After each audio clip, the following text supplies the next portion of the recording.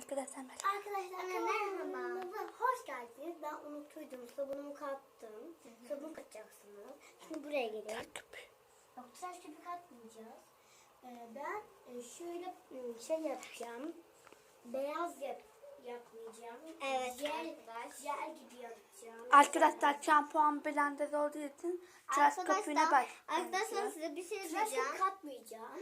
Arkadaşlar şöyle bir değişik slime yapacağız. Susar mısın? Sus ya. Anne arkadaşlar şöyle içini gösterelim. İçi şöyle. Elini çek görsünler. Arkadaşlar bu arada siz de deneyebilirsiniz. Tamam. Hadi gelin şimdi. Hadi. Babadan çıkalım.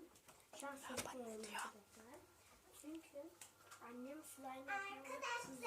Tuz mu atıyorsun? Tuz atacağız. Evet.